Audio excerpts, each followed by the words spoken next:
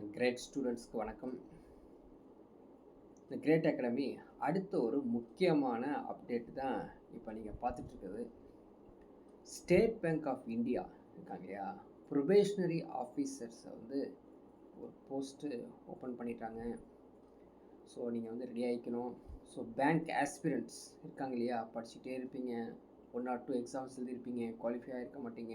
So தொடர்ந்து படிச்சுட்டு இருக்கவங்களுக்கு அடுத்த ஒரு முக்கியமான அப்டேட்டோடு உங்களை வந்து பார்த்துட்ருக்கோம். என்ன அப்படின்னா, இந்த ப்ரொபேஷனரி ஆஃபீஸரில் நீங்கள் இந்த ஆஸ்பிரண்ட்டு அப்ளை பண்ணி எக்ஸாம் எழுதி கம்மிங் 2025 நீங்கள் ஜாப்புக்கு போயிடணும். அதுதான் இந்த கிரேட் அகாடமியோட எண்ணம். அதனால் இந்த அப்டேட்டை வந்து ஃபஸ்ட் நாங்கள் அனுப்புகிறோம். பாருங்கள், ஏற்கனவே வந்து நோட்டிஃபிகேஷன் வந்துருச்சு. இந்த ஸ்டேட் பேங்க் இல்லைங்களா, ஜாப் கிடைக்கிறது சாதாரண விஷயமா? சரிங்களா, கண்டிப்பாக வந்து தொடர்ந்து கன்சிஸ்டண்ட்டாக நீங்கள் வந்து ஹார்ட் ஒர்க் பண்ணிங்க அப்படின்னா இதில் நமக்கு ஜாப் கண்டிப்பாக கிடைக்குங்க. ஓகேங்களா? ஸோ இந்த நோட்டிஃபிகேஷன் என்னென்ன டீட்டெயில்ஸ் அப்படிங்கிறது நீங்கள் பார்க்க போகிறோம். ஸோ அதுக்கு முன்னாடி நீங்கள் வந்து சேனலை சப்ஸ்கிரைப் பண்ணிடுங்க. மற்ற ஸ்டூடெண்ட்ஸ்க்கு இது வந்து ஷேர் பண்ணுங்கள், லைக் பண்ண சொல்லுங்கள். அப்போ தான் எங்களுடைய அடுத்தடுத்த முக்கியமான அப்டேட் எல்லாம் நீங்கள் பார்க்க முடியும். ஓகேங்களா? So State Bank of India என்ன பண்ணியிருக்காங்க அப்படின்னு பார்த்தீங்கன்னா, ஒரு ப்ரொபேஷனரி ஆஃபீஸர்ஸ் போஸ்ட்டுக்கு நோட்டிஃபிகேஷன் அனௌன்ஸ் பண்ணியிருக்காங்க. பாருங்கள். So recruitment of probationary officers இல்லைங்களா, so recruitment of probationary officers வந்து கொடுத்துருக்காங்க. அட்வர்டைஸ்மெண்ட் நம்பரோட டீட்டெயில் வந்து அந்த அப்ளிகேஷன்ஸ் நம்ம வந்து டவுன்லோட் பண்ணியிருக்கோம், பார்த்துக்கலாம் நீங்கள். ஃப்ரம் 27/12 to 16/01/2025 கம்ப்ளீட் அப்ளிகேஷன் டீட்டெயில்ஸும் வந்துருச்சுங்க. ஸோ இந்த டேட்டை முக்கியமாக ஞாபகம் வச்சுக்கோங்க. ஸோ அடுத்தடுத்து என்ன சொல்ல வராங்க அப்படிங்கிற டீட்டெயில்ஸை நம்ம பார்க்க போகிறோம். தொடர்ந்து பார்க்கும் பொழுது தெரிஞ்ச எல்லா டீட்டெயில்ஸும் நம்ம தெரிஞ்சது தான். என்னது phase 1, phase 2, phase 3 அப்படிங்கிற மாதிரி தான் அந்த எக்ஸாம் இருக்குது. ஓகேங்களா? phase 1, phase 2, phase 3 so as usual இருக்கிறது தான். ஓகேங்களா? ஸோ phase 1ல் வந்து இந்த ப்ரிலிமினரி எக்ஸாமினேஷன் அப்படின்னு சொல்லுவாங்க. அதில் ஷார்ட் லிஸ்ட் பண்ணிட்டு தான் மெயின் எக்ஸாம் phase 2. phase 2ல் என்ன ஸ்கோர் எடுத்திருக்கீங்களோ அந்த ஸ்கோரும், phase 3ல் என்ன ஸ்கோர் எடுத்திருக்கீங்களோ அந்த ஸ்கோரும் சேர்த்து உங்களுக்கு வந்து இன்டர்வியூ முடிச்சதுக்கப்புறம் அப்பாயின்மெண்ட்டு ஆகுங்க, கால் லெட்டர்ஸ் வரும். இதுதான் வந்து பேட்டர்ன். சரி, என்னென்ன டீட்டெயில்ஸ் அப்படிங்கிறது பார்க்கலாங்க. பாருங்கள், வேக்கன்சிஸ் கொடுத்துருக்காங்க. டோட்டல் வேக்கன்சி வந்து 600 கொடுத்துருக்காங்க. 600ங்க.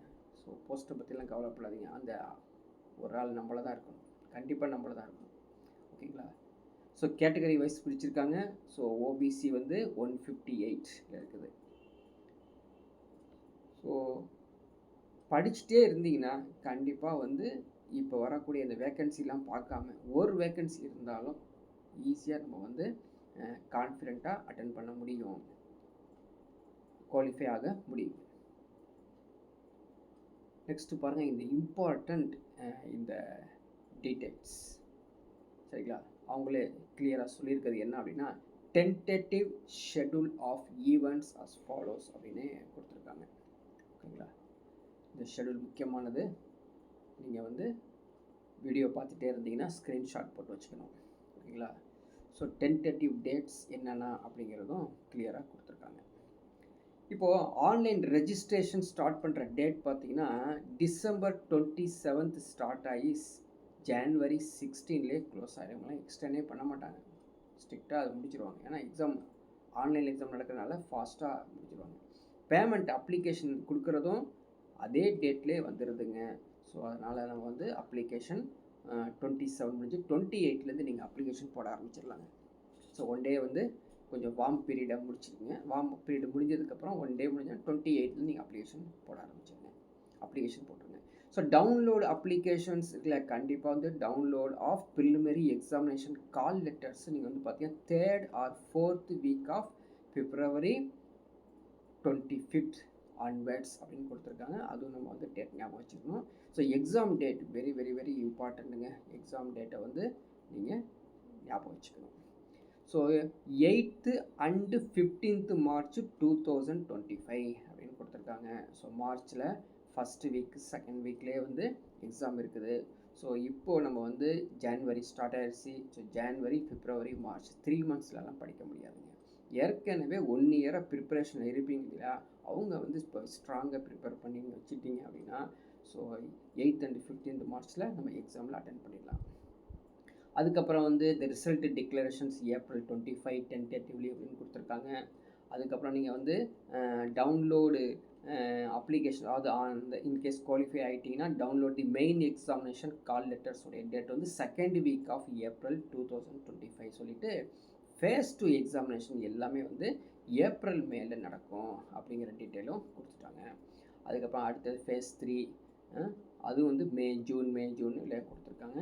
ஸோ எல்லாம் ஞாபகம் வச்சுக்கிட்டிங்க அப்படின்னா ஸோ குயிக்காகவே நம்மளுக்கு வந்து ஜூன், ஜூலை, ஆகஸ்ட்டுக்குள்ளே எஸ்பிஐயில் ஒரு ஜாப் கிடச்சிட போகுதுங்க.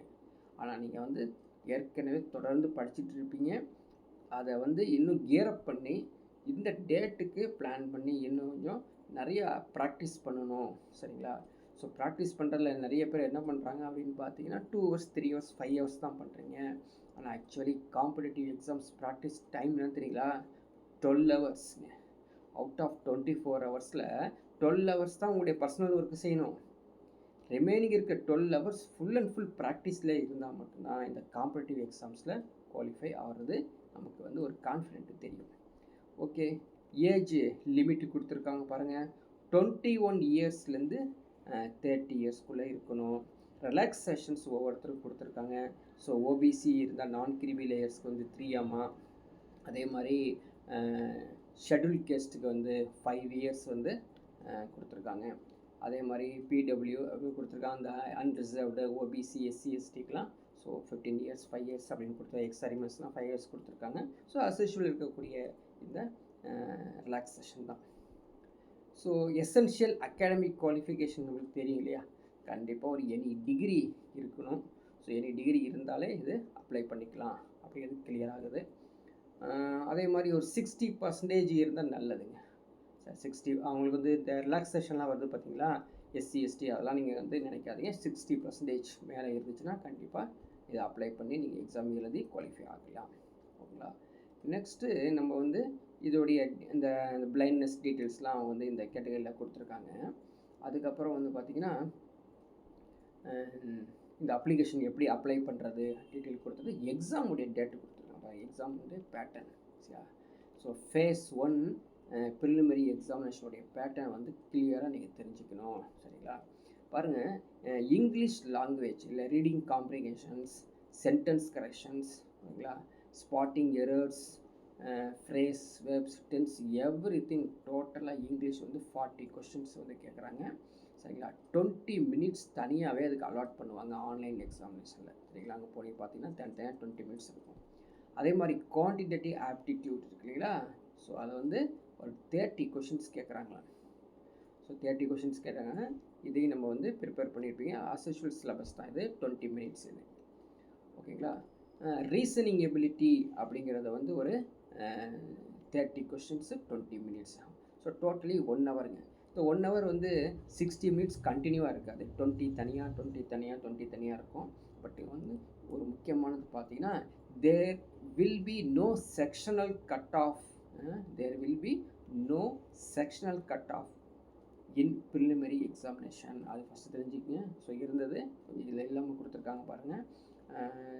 அப்படியே இதில் வந்து பார்த்திங்கன்னா எவ்வளோ குவாலிஃபை அப்படிங்கிறது லேட்டராக தான் சொல்லுவாங்க. எவ்வளோ ஸ்கோர் எடுத்திங்கன்னா குவாலிஃபை அப்படிங்கிறது லேட்டராக சொல்லுவாங்க. ஃபேஸ் 2 இன்கேஸ் குவாலிஃபை ஆகிட்டிங்க, அதாவது பேஸ்ட் ஆன் தி அந்த காம்படிட்டிவ் எக்ஸாம் எழுதக்கூடிய நபர்ஸ் இருக்காங்க இல்லையா, அவங்கள பொறுத்தும் வேக்கன்சியை பொறுத்து தான் இந்த கட் ஆஃப் வந்து சொல்லுவாங்க. பட் கட் ஆஃப் உங்களுக்கு தெரியாது. நமக்கு டேரெக்டாகவே வந்து நீங்கள் qualify for the appearing main examination அப்படிங்கிற லிங்க் தான் வரும். அந்த லிங்க்லேருந்து நம்ம குவாலிஃபை ஆகி போய்க்கலாம். ஸோ ஃபேஸ் 2 அப்படிங்கிறது அதுவும் ஆன்லைன் எக்ஸாமினேஷன் தான். அதனுடைய எக்ஸாமுடைய பேட்டர்ன் கொடுத்துருக்காங்க பாருங்கள். டோட்டலி வந்து பார்த்தீங்கன்னா 2 டெஸ்ட்டுங்க. ஆக்சுவலாக அப்ஜெக்டிவ் டெஸ்ட்டு ஒன்று வரும், டிஸ்கிரிப்டிவ் பேப்பர் டெஸ்ட்டுன்னு சொல்லி 2 டெஸ்ட்டு எழுதுவீங்க, ஓகேங்களா? ஸோ அப்ஜெக்டிவ் எழுதக்கூடியவங்க வந்து 200 மார்க்ஸ்க்கு எழுதுவீங்க. டிஸ்கிரிப்டிவ் வந்து 50 மார்க்ஸ், டோட்டலி 250 மார்க்ஸ் எழுதுவீங்க. தனித்தனியாக எழுதுவாங்க. அப்ஜெக்டிவ் டெஸ்ட்டு அசோஷியல் ஆன்லைன் எக்ஸாமினேஷன். ஓகேங்களா, online examination. So online examination எப்படி இருக்குது பாருங்கள். ரீசனிங் அண்ட் கம்ப்யூட்டர் ஆப்டிடியூட்னு சொல்லி ஒரு 40 கொஷின்ஸ் கேட்குறாங்க. ஓகேங்களா.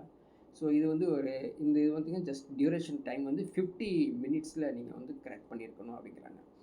டேட்டா அனலைசிஸ் இன்டர்பிரிட்டேஷன்ஸ் அது ஒரு 30 கொஷின்ஸ் கேட்குறாங்க. இதையும் வந்து பார்த்திங்கன்னா 45 மினிட்ஸில் வந்து கிராக் பண்ணியிருக்கணும். அதுக்கான மேக்ஸிமம் மார்க் வந்து 60. ஜென்ரல் அவேர்னஸ் தான் எக்கனாமி, பேங்கிங் நாலேஜ், ஸோ எல்லாம் கேட்டிருக்காங்க. அது வந்து 60 கொஷின்ஸ் அதிகமாக இருக்குது பாருங்கள். 60 கொஷின்ஸு, 60 மார்க்ஸு, 45 மினிட்ஸ். ஸோ நிறையா வந்து படிக்கிறது.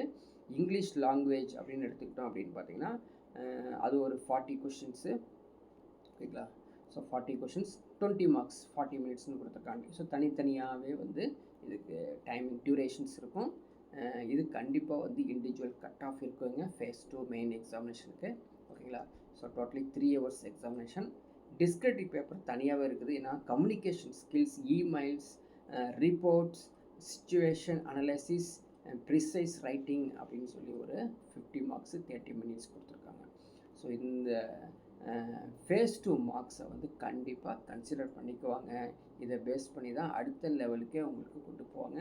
இல்லை செக்ஷனல் வைஸ் கட் ஆஃப் இருக்குதாமா, அதே மாதிரி வந்து நெகட்டிவ் மார்க்ஸ் இருக்குது. ஃபேஸ் 1க்கு இருக்குது, ஃபேஸ் 2க்கு இருக்குது அப்படிங்கிறது சொல்லியிருக்கனால நீங்கள் கண்டிப்பாக வந்து கொஞ்சம் அதை ஞாபகம் வச்சுட்டு தான் எக்ஸாமே எழுதி ஆகணும். அப்படி தான் இருக்குது.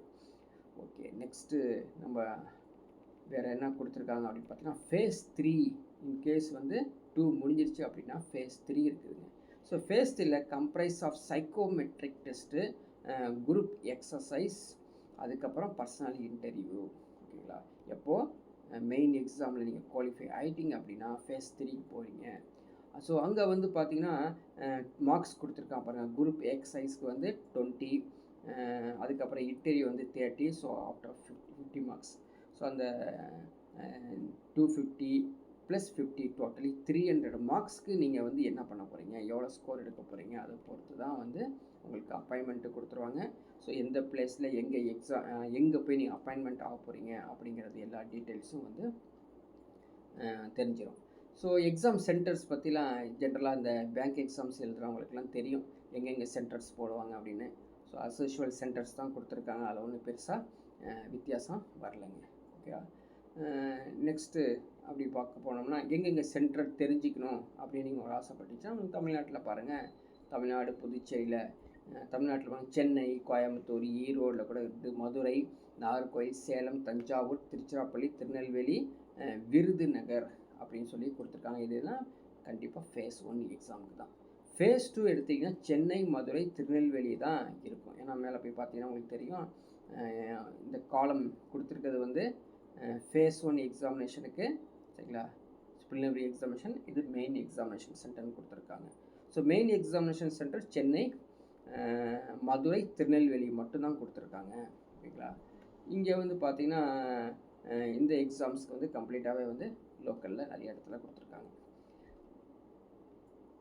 அடுத்த ஏதாவது கொடுத்துருக்காங்கன்னா ஸோ இதோட இந்த நோட்டிஃபிகேஷனுடைய டீட்டெயில்ஸ் அப்ளிகேஷன் தான் உங்களுக்கு கொடுத்துருக்கேன்.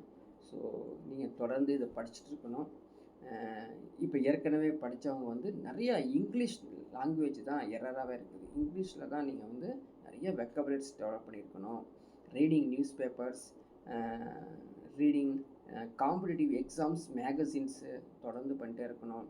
சரிங்களா. Economics part, so times of எக்கனாமிக்ஸில் எக்கனாமிக் டைம்ஸ் நம்ம பேப்பர்ஸ் வருது பார்த்திங்களா, அதெல்லாம் படிக்கணும். ஸோ அது டாப் டு பாட்டம் வரைக்கும் ஃபிங்கர் டிப்ஸில் நீங்கள் வந்து அப்டேட் பண்ணிக்கிட்டே இருந்தீங்க அப்படின்னா கண்டிப்பாக இது வந்து ஈஸியாக க்ராக் பண்ணலாம். ஆனால் நீங்கள் வந்து சரியான ப்ராக்டிஸ் பண்ணாதனால தான் இந்த ப்ராப்ளம் வருது. கண்டிப்பாக பண்ணுங்கள். ஸோ நெக்ஸ்ட்டு ஒரு அப்டேட்டில் நம்ம பார்க்கலாம்.